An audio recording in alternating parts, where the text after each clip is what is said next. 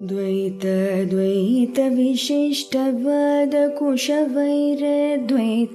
भकृर्चितं सार विचारचारुमनसं सङ्खावतं वल्लभम् स्वाप्तानाप्तसमस्तजीवसदयं ज्ञानाश्रयमाश्रयम् स्वाप्तानाप्तसमस्तजीवसदयं ज्ञानाश्रयमाश्रयम् वन्दे द्वैतगुरुं जगतां धीशङ्करं शङ्करम् वन्दे द्वैतगुरुं जगतां धीशङ्करं शङ्करम्। श्रुतिस्मृतिपुराणानाम् आलयं करुणालयं श्रुतिस्मृतिपुराणानाम् आलयं करुणालयं नमामि भगवत्पादशङ्करम् नमामि भगवत्पादशङ्करं लोकशङ्करं लोकशङ्करम्। శ్రీ గురుభ్యో నమః.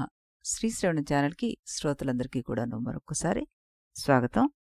ఈరోజు మనం 9వ శ్లోకాన్ని విందాం. ఆనంద ప్రతిబింబ చుంబిత తనుర్వృత్తిస్తమోజృంభిత స్యాదానందమయ ప్రియాది గుణక స్వేష్టార్థ లాభోదయః పుణ్యస్యానుభవే విభాతి కృతినాం ఆనందరూప స్వయం సర్వోనందతి యత్ర సాధు తను బృన్మాత్ర ప్రయత్నం వినా. ఇప్పుడు దీని ప్రతిపదార్థాన్ని చూద్దాం మనం.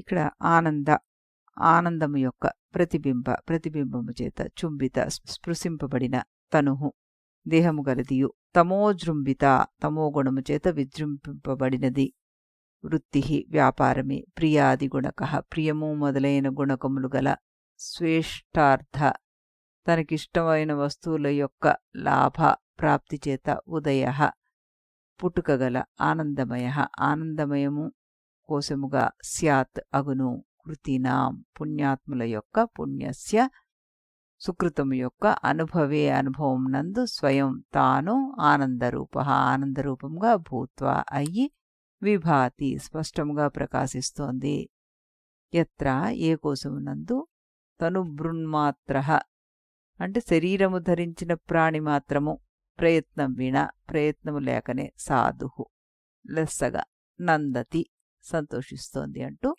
చెప్పడం జరుగుతుందన్నమాట. మరి దీనికి మనం చాలా పెద్ద వివరణని వినబోతున్నాం. ఎందుకంటే ఇది ఆనందమయ కోసం గురించి మొదలైన మొదటి శ్లోకం అన్నమాట. ప్రతిపదార్థాన్ని విన్నాం కదా, మరి తాత్పర్యాన్ని కూడా చూసేద్దాం.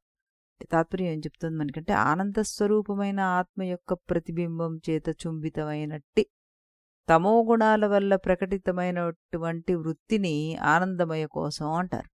ఇది ప్రియము, మోదము, ప్రమోదము అనే 3 గుణాలతోటి కూడి ఉంది. తనకి అభిష్టమైన పదార్థం లభించినప్పుడు ప్రకటితమవుతూ ఉంటుంది. పుణ్యకర్మ పరిపాకం వల్ల దీనికి ఫలస్వరూపమైన సుఖం అనుభవించే సమయంలో అదృష్టవంతులైన వారికి ఈ ఆనందమయ కోశం యొక్క స్వరూపం గోచరిస్తుంది.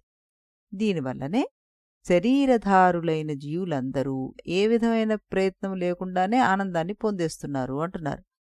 ప్రియము అంటే ఇక్కడ పుత్రాదులను చూసినప్పుడు కలిగే సంతోషం, మోహం అంటే మనం కోరుకున్నవి లభించినప్పుడు కలిగే సంతోషం, ప్రమోదము అంటే మోదమే అధికంగా కలిగితే ప్రమోదము అంటున్నారు ఇక్కడ శంకరుల వారు.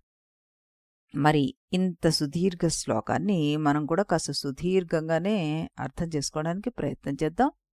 ఇప్పటి వరకు ఆచార్యుల వారు ఏమంటున్నారు, అన్నమయ కోసం ఆత్మ కాదన్నారు. ప్రాణమయ కోసం కూడా ఆత్మ కాదన్నారు, మనోమయ కోసం ఆత్మ కాదన్నారు, విజ్ఞానమయ కోసం ఆత్మ కాదన్నారు. ఇప్పుడు వివరిస్తున్నారు 5వ కోసమైన ఆనందమయ కోసం గురించి. దాని వివరణ ఇక్కడ మనకు చెప్పుకొచ్చారనమాట. ఆయన చెప్తూ ఆయన ఏమన్నారు, ప్రియాది గుణకః అన్నారు. ఫస్ట్ ఏమన్నారు, ఆనంద ప్రతిబింబ చుంబిత తనుహు అన్నారు. ఆనంద అంటే బ్రహ్మానందము, ప్రతిబింబము అంటే ప్రతిఫలనము, చుంబితం అంటే తాకబడిన, తనుహు అంటే సూక్ష్మావరణ, బ్రహ్మానంద ప్రతిబింబం తాకిన ఆవరణ అని చెప్పుకోవచ్చు ఒక రకంగా చెప్పాలంటే. తమోజృంభిత వృత్తి అన్నారు. తమహ అంటే అవిద్య, జృంభితం అంటే వికసించిన, వృత్తి అంటే స్థితి అని తీసుకుంటే అవిద్య ఆధారంగా వ్యక్తమయ్యే స్థితి అని చెప్పుకోవచ్చు మనం. ప్రియాది గుణకః అన్నారు. అంటే ప్రియ మోద ప్రమోద అనే ఆనంద స్థితిలో సమాహారం అని చెప్పుకోవచ్చు మనం ఇక్కడ. స్వేష్టార్థలాభోదాయ అన్నారు. తనకి ఇష్టమైన వస్తువు లభించినప్పుడు కలిగే సుఖం అన్నమాట అది. ఇక్కడే మనం అందరం కూడాను పొరపాటు పడుతూ ఉంటాం అని శంకర్ల వాళ్ళు మనం హెచ్చరిస్తూ ఇది చెప్తున్నారు. ఎందుకంటే ఆనందమయ కోసం పేరు వింటే అదే ఆత్మ అయి ఉండాలి అని అనిపిస్తుంది. కానీ శంకరాచార్యుల వారు ఏం చెప్తున్నారంటే ఆనందమయ కోసం కూడా ఆత్మ కాదు అని నేస్తున్నారు. ఆనందమయ కోసం అంటే ఏమిటి అంటే కారణ శరీరానికి సంబంధించింది ఇది, అవిద్యతో కూడినటువంటిదే ఇది కూడాను, ఆనందపు ప్రతిబింబాన్ని అనుభవిస్తుంది ఇది అంటూ ఆయన తేల్చేశారు. ఎలా? బ్రహ్మానందం అంటే అనంతము నిత్యము స్వరూపం కదా. ఆనందమయ కోసం ఏమిటి అని అంటే ప్రతిబింబము, ఇది తాత్కాలికము అనుభవం. ఇది సూర్యుడు ఒక చెరువులో ప్రతిబింబిస్తాడు, సూర్యుడి వల్ల ప్రతిబింబం ప్రకాశిస్తోంది, కానీ అది అసలు సూర్యుడు కాదు కదా. అలాగే ఆనందమయ కోసం బ్రహ్మానంద ప్రతిబింబం కానీ పరబ్రహ్మ మాత్రం కాదు అనేసారు శంకరుల వారు. ఇక్కడ మానసిక విశ్లేషణ చేసేస్తున్నారు ఈయన. ప్రియ మోద ప్రమోద అంటూ. ప్రియ అంటే ఇష్టమైన వస్తువు కనిపించడం. ఉదాహరణకి మనకెంతో ఇష్టమైన వ్యక్తి వస్తున్నాడని తెలిసింది, సంతోషంగా మొదలవుతుంది. ఆ వ్యక్తి దగ్గరగా వచ్చాడు, సంతోషం పెరుగుతుంది. ఆ వ్యక్తిని కలిసాం, సంతోషం పరాకాష్ఠకు చేరుతుంది. ఈ 3 స్థితులనే ప్రియము, మోదము, ప్రమోదము అన్నారు ఆయన. ఈ 3 ఆనందమయ కోస ధర్మాలంటూ చెప్పారాయన. మనకు అనిపిస్తుంది వస్తువు వల్ల సుఖం వస్తుందని. కానీ అద్వైతం ఏం చెప్తోంది, వస్తువు లభించిన క్షణంలో కోరిక కొద్దిసేపు ఆగుతుంది, మనస్సు ప్రశాంతం అవుతుంది. అప్పుడు ఆత్మానందం కొంత ప్రతిబింబిస్తుంది. అదే మనం సుఖం అని అనుభవించేస్తాం అన్నమాట. కృష్ణ పరమాత్మ బాహ్య వస్తువుల్లో కాదు, ఆత్మలోనే నిజమైన సుఖం ఉంది అంటారు ఆయన. సుఖమాత్యంతికం యత్తత్ బుద్ధిగ్రాహ్యమతీంద్రియం వేత్తి యత్ర నా చైవాయం స్థితిశ్చలతి తత్వతః అన్నారు. అంటే ఏ అనంతమైన సుఖం కలదో అది బుద్ధి చేత గ్రహించదగనది, ఇంద్రియాలకు అది అతీతమైనది. ఏ కాలమునందైతే యోగికి అలాంటి సుఖం అనుభవరూపంగానే తెలుస్తుందో తన స్వరూపం నందు ఉన్నవాడై ఆ యోగి స్వరూపం నుంచి చెలించడో అలాంటి వానికి అంటూ ఇంకా భగవద్గీతలో ముందుకెళ్తారనమాట ఆయన. దేన్నైతే పొంది మరొక దానికన్నా గొప్పదిగా విశ్వసింపబడడో దాని యందే నిలిచి ఉన్నవాడై పెద్ద దుఃఖము చేతనైనను చెలింపబడడో అంటూ జ్ఞాని యొక్క లక్షణాన్ని కృష్ణ పరమాత్మ ఇందులో చెప్తూ వెళ్తారనమాట. అలాంటి సుఖం అయితే ఇది కాదు అంటున్నారు ఇక్కడ శంకరాచార్యుల వారు. పరిమితము లేని సుఖం అంటే ఆనందం, ఆనందం అంటే పూర్ణత్వము, దాన్నే ఆత్మానందం అంటారు. ఆత్మానందం వేరు, కోశానందం వేరు.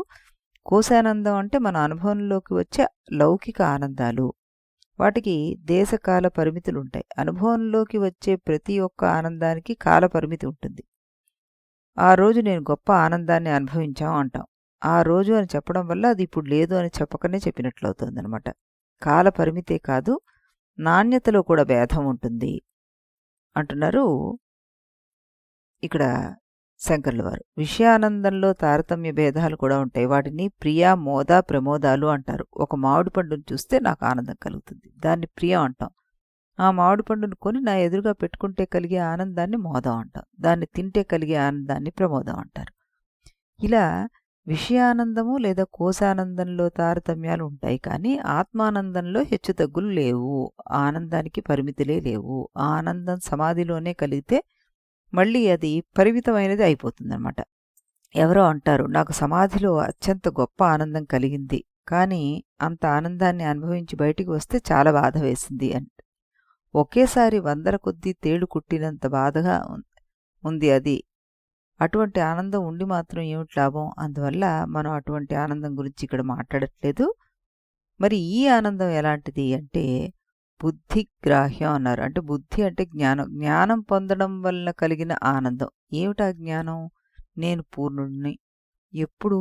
నేను అంతకుముందు పూర్ణుణ్ణే, ఇప్పుడు పూర్ణుణ్ణే, ఇంక ముందు పూర్ణుణ్ణే, ధ్యానంలోనూ ధ్యానం ముగిశాక కూడా పూర్ణుణ్ణే అని జ్ఞానం నుంచి వచ్చిన ఆనందం శాశ్వత ఆనందం. ఎందుకంటే జ్ఞానానికి కాల పరిమితి లేదు. జ్ఞానాన్ని ప్రాపంచిక అనుభవం పారద్రోలలేదు. 2+2 4 జ్ఞానం మనకుంది. ఆ జ్ఞానం మనం ఆనందంగా ఉన్నప్పుడు ఉంటుందా, దుఃఖంలో ఉన్నప్పుడు ఉంటుందా? ఆనందంగా ఉన్నప్పుడు ఉంటుంది, దుఃఖంలో ఉన్నప్పుడు ఉంటుంది. ఏ అనుభవం దాన్ని పారద్రోలలేదు. అలాగే జ్ఞానం నుంచి వచ్చిన ఆనందాన్ని లేదా పూర్ణత్వాన్ని ఏ అనుభవం పారద్రోలలేదు. దాన్నే ఆత్యంతిక సుఖం అంటారు. ఇది బుద్ధిలో కలిగిన జ్ఞానం. అతీంద్రియం అన్నారు. ఇంద్రియ సుఖాలకు ఇది అతీతం. ఇంద్రియాల వల్ల కలిగే విషయానందానికి కాలపరిమితి ఉంటుంది. సమాధి యొక్క 3వ నిర్వచనం ఆత్యంతిక సుఖం అన్నమాట. దీన్ని వేతితో కలిపితే మనకి ఆనందాన్ని అనుభవిస్తాడు అనడం లేదు, తెలుసుకుంటాడు అంటున్నారు కృష్ణ పరమాత్మ. దీన్ని బట్టి ఆనందం జ్ఞాన రూపంలో ఉందని తెలుస్తుంది అనమాట. ఎత్ర అయం స్థిత నా తత్వత చలతి అంటారు. ఎవరైతే ఆత్మలో నిలబడిపోతారో వారు అనాత్మలో ఇంకా చెల్లించలేరు అంటూ చెప్పేస్తారనమాట. ఈ రకంగా ఇక్కడ ఆనందమయం కోసం కూడాను ఆత్మ కాదు అంటూ శంకర భగవత్పాదులు వారు నిర్ణయించడం జరిగింది. ఎత్తదగ్రే విషమివ పరిణామేమృతోపమం తత్సుఖం సాత్వికం ప్రోక్తం ఆత్మబుద్ధి ప్రసాదజం అంటారు. అంటే మొదట్లో విషంలా అనిపించిన చివరికి అమృతంలా ఉండే సుఖమే సత్వగుణ సుఖము అంటూ అది ఆత్మజ్ఞానం యందే స్థితమై ఉన్న స్వచ్ఛమైన బుద్ధిని జనింపజేస్తుంది అంటారు కృష్ణ పరమాత్మ. అమృతోపమం అంటారు. సత్యజ్ఞానం ద్వారా లభించే ఆనందం అమృత సమానము అంటూ చెప్పడం జరిగింది అనమాట. ఆనందవల్లిలో మనకి ఆనందో బ్రహ్మేతి వ్యజనాత్ అంటారు తైత్తరీయోపనిషత్తులో. బ్రహ్మమే ఆనంద స్వరూపం, కానీ ఆనందమయ కోసం మాత్రం బ్రహ్మ కాదు.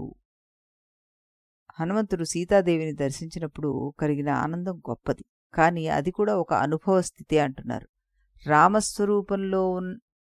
రామస్వరూపంలో ఉన్న పరమానందం మాత్రం దీనికంటే అతీతమైనది అంటూ మనం చెప్పుకోవచ్చు. భగవద్గీతలో గోపికలు కృష్ణ సన్నిధిలో అనుభవించే ఆనందం కూడా ఆత్మానంద ప్రతిబింబమే. కృష్ణస్వరూపం మాత్రం ఆనంద బ్రహ్మం అని చెప్పుకోవచ్చు మనం. మనిషి సుఖాన్ని వస్తువుల్లో, వ్యక్తుల్లో, పరిస్థితుల్లో వెతుకుతున్నాడు, కానీ సుఖం వస్తువుల్లో లేదు. వస్తువుల వల్ల తాత్కాలికంగా మనసు శాంతిస్తుంది అంతే. ఆత్మానంద ప్రతిబింబం వ్యక్తం అవుతుంది. కొత్త ఫోను, కొత్త ఇల్లు, కొత్త ఉద్యోగం, కొత్త సంబంధం, ఇవన్నీ మనందరికీ సుఖాన్ని ఇస్తుంటే వాటికి మూలం అని కూడా చెప్పుకోవచ్చు. కొద్ది రోజుల తర్వాత ఆ సుఖం వాటి మీద మనకి తగ్గిపోతుంది.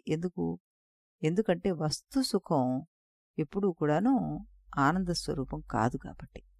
సుఖాన్ని బయట వెతికితే రాదర్రా, వస్తువుల్లో లేదు, పరిస్థితుల్లో లేదు, అది నీ స్వరూపంలోనే ఉంది.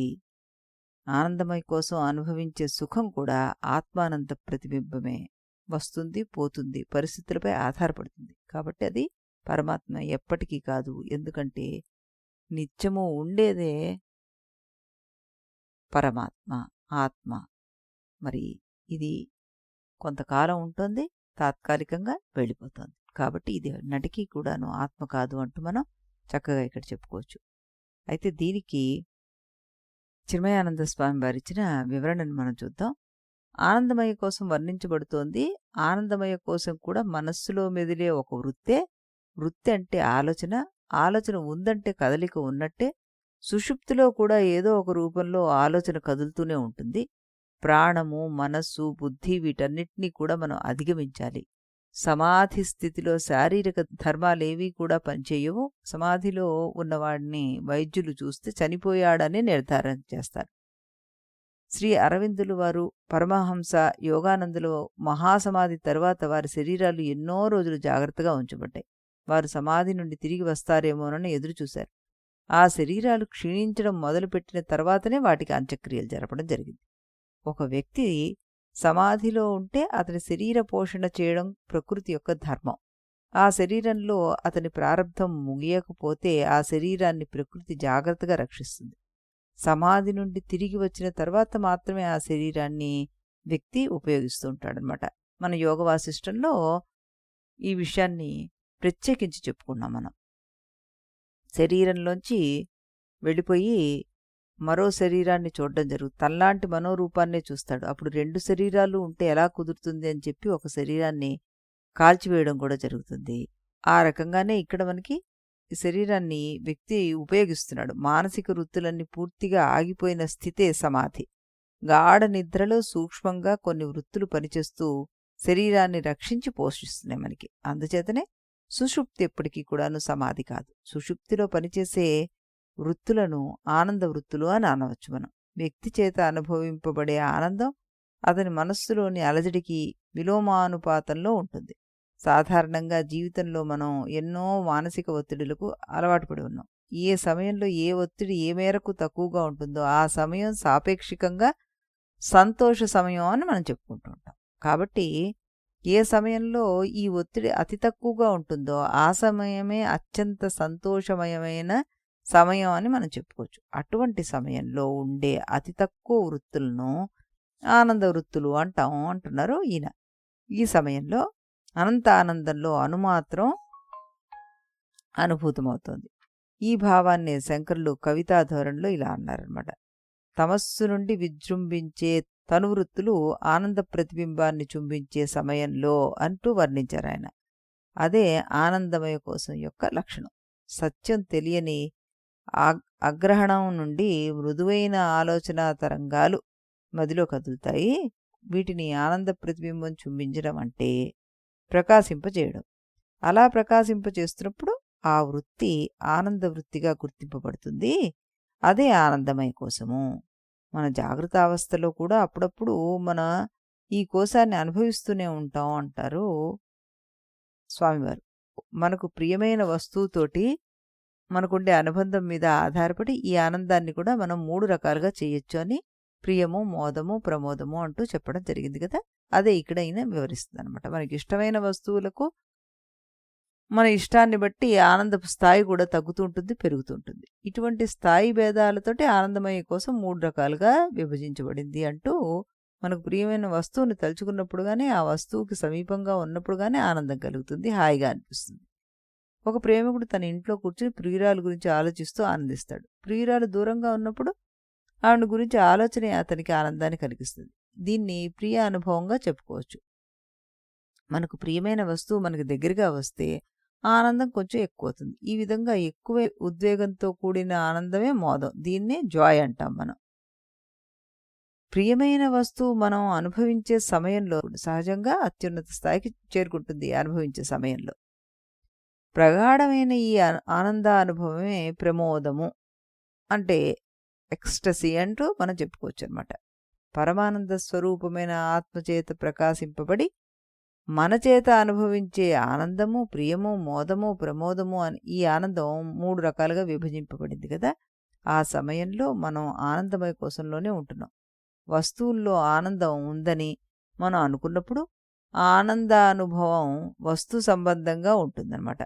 బ్రహ్మం గురించి సత్యం మనకు తెలియనప్పుడు అంటే మనం అవిద్యలో ఉన్నప్పుడు ఇది సంభవం అవుతుంది. ఏ కారణం లేకుండానే అప్పుడప్పుడు మనం సంతోషంగా ఉండడం సంభవిస్తుంది.